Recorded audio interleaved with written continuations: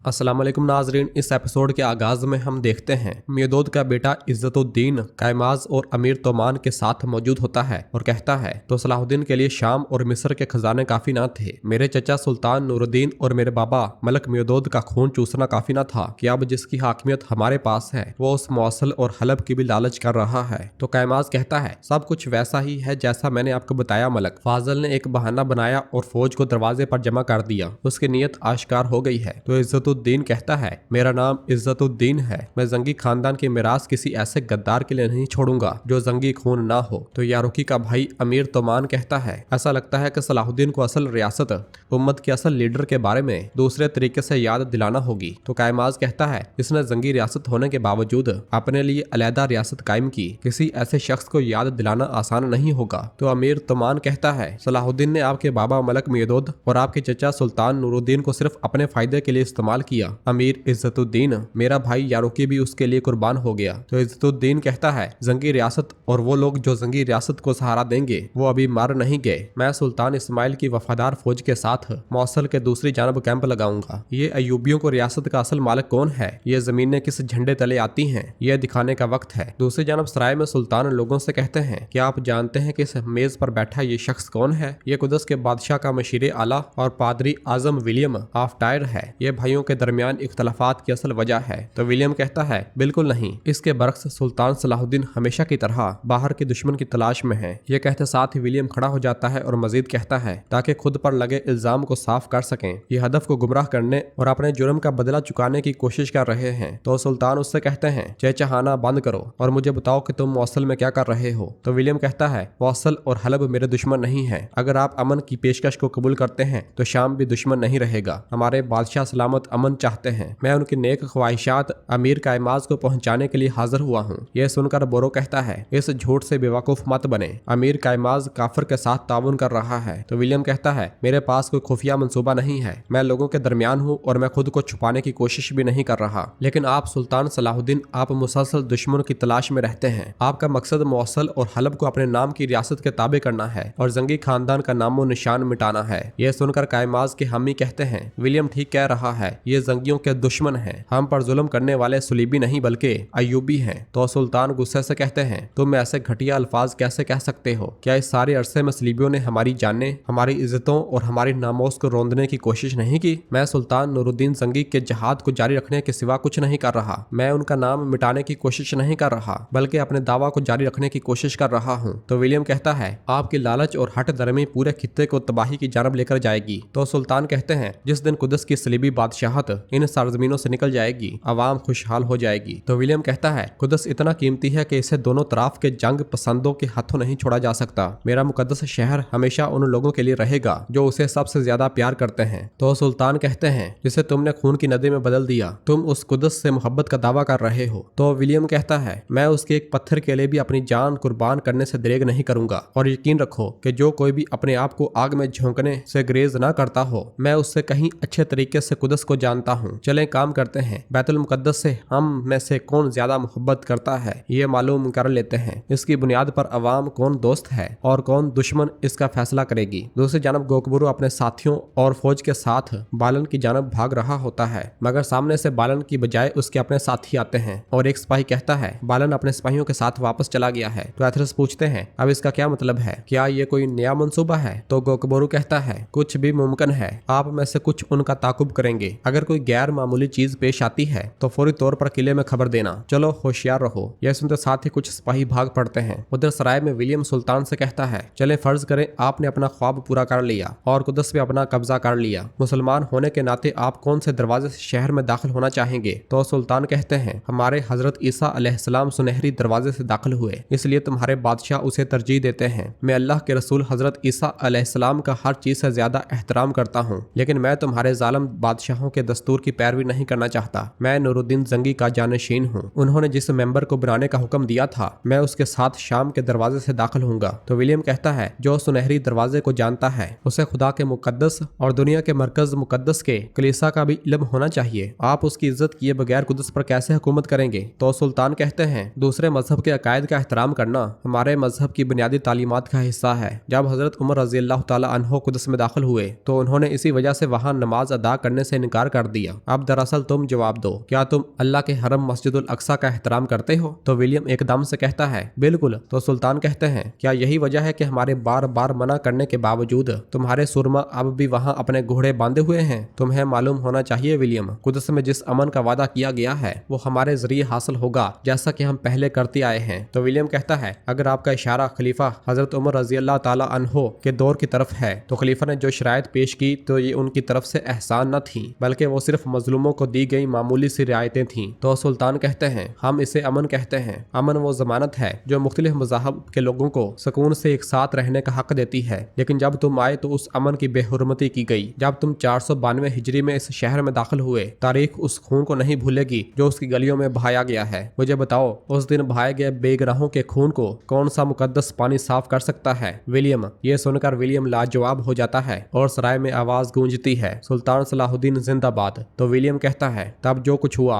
वो कब्जा खत्म करने के लिए खुदा के गजब के सिवा कुछ न था। तो सुल्तान कहते हैं, खुदा का गजब या इंसानी जबर? इंजील में लिखा है कि रहम दिल लोग मुबारक हैं क्योंकि उन पर रहम किया जाएगा। तो विलियम पूछता है, क्या तुम उन पर रहम करोगे जो तुम में से ना है? तो जवाबन सुल्तान कहते हैं, तुम्हें तो अपने ही लोगों पर रहम नहीं आता, फिर तुम्हारा जहन किसी और के लिए रहम का तस्वर कैसे कर सकता है? तुम्हारे अबाओ अजदाद जब कुदस में दाखिल हुए, क्या उन्होंने अपने ऑर्थोडॉक्स भाइयों पर रहम किया जो उनके अपने ही अकीदे के थे, या फिर उन्होंने उन सब को शहर से निकाल दिया और कुदस को सिर्फ कैथोलिक का खसूसी शहर बना डाला? तो विलियम कहता है, बिल्कुल, लेकिन ये सिर्फ एक आर्जी सूरत-ए-हाल थी जिसे बाद में दुरुस्त कर दिया गया। तो सुल्तान कहते हैं, जब बाज़ंतीनी शहनशाह ने मुदाखलत की और सियासी दबाव के तहत उन्हें वापस लाया गया, है ना? हम तुम जैसे नहीं है विलियम। इंसानों की जान, आबरू और इज्जत की हिफाजत हमारा फर्ज है। कुदस में रहने वाला चाहे मुसलमान हो या ईसाई, हर कोई हमारी हुकूमत में अमन से रहेगा। तो विलियम कहता है, ये सब सिर्फ ख्वाहिशमंदाना बातें हैं। आपने मौसल में जो कुछ किया उसके बाद मेरे लिए ये यकीन करना मुमकिन नहीं है कि आप कुदस में अमन कायम करेंगे। तो सुल्तान कहते हैं, मैं तुम्हें कायल करने की कोशिश नहीं कर रहा, जो भी होगा जल्द ही सब पे वाज़ेह हो जाएगा। कुदस एक अमानत है विलियम, मसला हमारे पास होने या ना होने का नहीं बल्कि उसके लायक होने का है। विलियम के पास कोई जवाब नहीं होता और वो इधर उधर देखते हुए वहां से खिसक जाता है। दिन से रात और रात से दिन हो जाती है और सुल्तान अपने पड़ाव में मौजूद होते हैं। काजी फाजिल सुल्तान से कहते हैं, मेरे सुल्तान वक्त खत्म हो रहा है, अगर हमें मजर ना मिला तो हम ज़ैनब से अपना वादा पूरा ना कर पाएंगे। तो सुल्तान कहते हैं, काजी फाजिल उम्मीद मत छोड़ें, हम उसे तलाश कर लेंगे। तो काजी फाजिल कहते हैं, कारा तेगर की कोई खबर नहीं है। तो सुल्तान कहते हैं, कौन जाने कि सूरज निकलने से पहले क्या होगा। इसी लम्हे खलील बाईबोरा के साथ तेजी के साथ वहां आता है और कहता है, हमें खबर मिली है मलक मियोदोद के बेटे इज्जतुद्दीन मसूद और उनकी फौज कैंप के करीब बढ़ रही है। उनके साथ अमीर कायमाज और अमीर यारुकी के भाई अमीर तोमान भी हैं। यह सुनकर सब बहुत ज्यादा परेशान हो जाते हैं। और फिर बोरो कहता है, शहर के अंदर से कोई खबर है? तो बाईबोरा कहता है, लोग दो ग्रोहों में बट गए हैं। अयूबी के हामी और सुल्तान इस्माइल के हामी एक दूसरे के खिलाफ लड़ने के लिए तैयार हैं। कहना मुश्किल है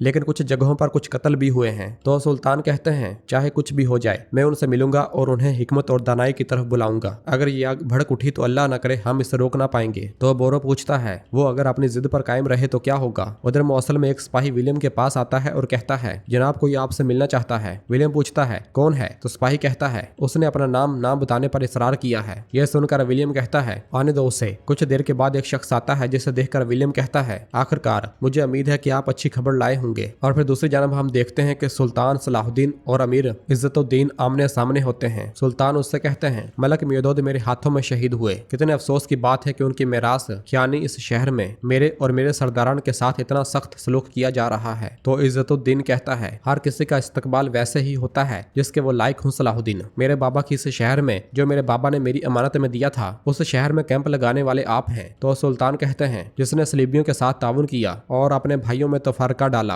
वो तुम्हारा ही नुमाइंदा है जो कि किबले की सिमत तक नहीं जानता। यह सुनकर इज्जतुद्दीन कायमाज से पूछता है, क्या इसकी बात दुरुस्त है? तो कायमाज कहता है, ये सही मन घड़त बातें हैं मेरे अमीर। मैंने खुश दिली के साथ विलियम अफ्टायर का इस्तकबाल किया जो मिलने आया था। सुल्तान ये अल्फाज अपने जुर्म पर पर्दा डालने के लिए कह रहे हैं। तो सुल्तान कहते हैं, अगर तुमने विलियम की तरह मेरे एलचियों को भी खुश दिली से कबूल किया होता तो मैं इस वक्त यहाँ पर न होता। और फिर अमीर तोमान कहता है, यह मसला काजी फाजिल ने बढ़ाया है, अब जंगी रियासत की बका खतरे में है। आपकी नीयत इत्तेहाद और यकजहती की आड़ में शहरों पर कब्जा करना है। तो सुल्तान कहते हैं, अगर मैं आपको जबरदस्ती मस्खर करना चाहता तो आप अच्छी तरह जानते हैं कि मुझे ऐसा करने का अख्तियार हासिल है, लेकिन मेरा ताकत दिखाने, लड़ाई करने या भाइयों का खून बहाने का कोई इरादा नहीं है। मेरी फिक्र उम्मत को कुफार के खिलाफ एक झंडे तले मुतहद करना है। यह सुनकर इज्जतुद्दीन कहता है, अगर आपकी अना को ठेस नहीं पहुंचती और अगर आप अपने इरादों और मकासद में सच्चे हैं तो फिर काजी फाजल को हवाले कर दें। हुक्म और सजा को जंगी रियासत पर छोड़ दें। काजी फाजल कुछ कहने ही लगते हैं तो सुल्तान उन्हें रोक देते हैं और कहते हैं, मेरे जूतों में अब भी कैडक की मट्टी है। जब हमने जहाद की खातिर अपनी जानें कुर्बान की, आप इस मामले से मेरी ईमानदारी का अंदाजा नहीं लगा सकते। तो इज्जतुद्दीन कहता है, तो फिर मैं आपके अमाल से अंदाजा लगाऊंगा, आपके अल्फाज से नहीं, लेकिन जान लें कि इसका अंजाम अच्छा ना होगा। यह सुनने के बाद सुल्तान एक गहरी सांस लेते हैं और कहते हैं, मैं आपको आखिरी बार भाईचारे और इत्तेहाद की जानब बुलाता हूँ। इमारत बनाने में सारी जिंदगी लग जाती है, लेकिन गिराने में सिर्फ एक दिन लगता है। अब इसे तूल मत दें। सुल्तान नूरुद्दीन और मलक मेदोद की कोशिशों को जाया न करें। हमारे दरमियान भाईचारे के हकूक को पामाल न करें। तो इज्जतुद्दीन कहता है, हम भी आपको आखिरी बार खबरदार करते हैं, हलब और मौसल से दस्तबरदार हो जाएं। अगर आपने जिद न छोड़ी तो हमारी जंगी फौज बाहर आपका इंतजार कर रही है। अगर खून बहा तो ये मत समझना कि जंग यहीं रुक जाएगी। मैं अपने अबाओ जदाद की अमानत हासिल करने के लिए शाम जाने से भी दुरेग नहीं करूंगा। खलीफा के जुब्बे पर भरोसा न करो। ये सुनकर बोरो कहता है, मलक इज्जतुद्दीन अपनी हद से आगे न बढ़ो। तुम होते कौन हो सुल्तान को धमकी देने वाले? तो इज्जतुद्दीन कहता है, ये सुल्तान तुम्हारा सुल्तान है, हमारा नहीं है। यह कहते साथ ही इज्जतुद्दीन, तोमार और कायमाज आगे बढ़ जाते हैं, जबकि सुल्तान काफी ज्यादा परेशान दिखाई देते हैं। दूसरी जानब कुदस में खत पढ़ने के बाद लाडगाए चातिलन से कहता है, विलियम ने मौसल में हमारी तोक़ों से कहीं ज्यादा काम किया है। मुसलमानों में सलाहुद्दीन के खिलाफ बगावत की आग भड़का डाली है। तो चातिलन कहता है, क्या इसका मतलब यह है कि सलाहुद्दीन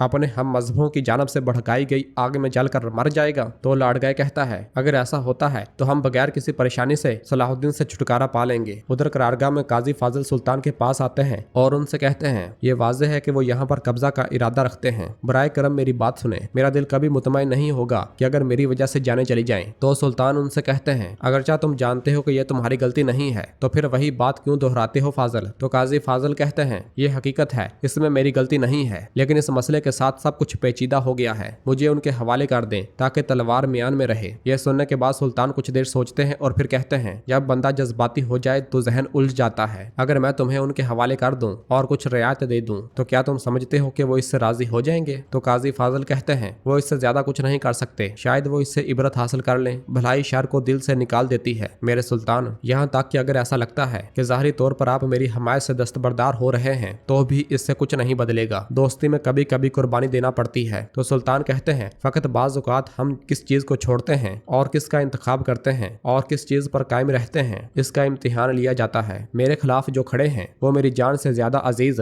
नूरुद्दीन जंगी और मलक मेदोद के बेटे और खून है। वह चीज जो मैं नहीं चाहता उनके खिलाफ तलवार उठाना है। तो काजी फाजिल कहते हैं, तो सुल्तान इसलिए मुझे उनके हवाले कर दें ताकि तलवारें म्यान में रहें। मगर सुल्तान कहते हैं, नहीं, मैं तुम्हें उनके हवाले नहीं करूंगा, ये मेरे आखिरी अल्फाज हैं। यह कहते साथ ही सुल्तान बाहर फौज के पास चले जाते हैं। दूसरी जानब अमीर तोमान इज्जतुद्दीन के पास जाता है और उससे कहता है, फौज हमला करने के लिए आपके हुक्म का इंतजार कर रही है। तो इज्जतुद्दीन कहता है, आज जंगी के बेटों की फतह का दिन है। उधर सुल्तान फौज के पास खड़े होते हैं और काजी फाजिल उनके पास आकर कहते हैं, मेरे सुल्तान बराए मेहरबानी दोबारा सोचें, मेरी जान आप पर कुर्बान हो। तो सुल्तान उनसे कहते हैं, मैंने अपने आखिरी अल्फाज कह दिए हैं काजी फाजिल। इसी लम्हे एक जानब से गोकबोरू और दूसरी जानब से खलील तेजी के साथ वहां आते हैं। इससे पहले कि गोकबोरू कुछ बोलता, खलील कहता है, मेरे सुल्तान बालन आया है और आपसे मिलना चाहता है। तो सुल्तान हैरानगी से कहते हैं, बालन, क्या वो अपने सिपाहियों के साथ आया है? तो खलील कहता है, नहीं मेरे सुल्तान, उसने कहा कि वो लड़ाई के लिए नहीं बल्कि अमन के लिए आया है। इजाजत मिलते साथ ही विलियम के साथ बालन वहां पे आता है। तो सुल्तान उससे कहते हैं, तो तुमने छुपकर तीर चलाना छोड़ दिया है बालन? क्या तुम इस इख्तलाफ के बीज को पानी देने आए हो जो विलियम ने बोया है? तो बालन कहता है, मैं इसके बरक्स आपस में झगड़ा करने के लिए नहीं बल्कि तुम्हें अपने भाइयों का खून बहाने से रोकने के लिए आया हूँ। तो सुल्तान उससे कहते हैं, जब तुम अपने लोगों का खून बहने से नहीं रोक सकते तो जो तुम कह रहे हो वो कैसे करोगे? तो बालन कहता है, मैं काजी फाजिल की वजह से दो मुस्लिम फौजों को आमने सामने देख रहा हूँ, इसकी माफी का वाहद जरिया मेरे हाथ में है। तो सुल्तान कहते हैं, लफ्जों को तूल मत दो बालन। तो बालन कहता है, जो कोई भी सलाहुद्दीन को जानता है वो जानता है कि तुम कभी भी अपनों के खिलाफ लड़ना नहीं चाहते। मैं तुम्हें काजी फाजिल को बरी करवाने और जिनसे तुम बहुत जल्द लड़ोगे उन भाइयों का खून बहाने से बचने का मौका देता हूँ। तो सुल्तान पूछते हैं, किस लिए? तो बालन कहता है, हमारे बादशाह की सुलह करने की पेशकश को कबूल करने के बदले में। और फिर बालन के इशारे पर मार्कोस एक चेहरा ढके शख्स को लेकर वहां पर आता है और उसका चेहरा अया कर दिया जाता है। वो कोई और नहीं बल्कि ज़ैनब का भाई मजर होता है, जिसे देखते साथ ही काजी फाजिल के मुंह से बेसाख्ता निकल आता है, मजर। और फिर मार्कोस उसकी गर्दन पर अपनी तलवार रख देता है। और फिर बालन कहता है, जिसकी तुम हर जगह तलाश कर रहे थे, उस मजर के पास काजी फाजिल को बरी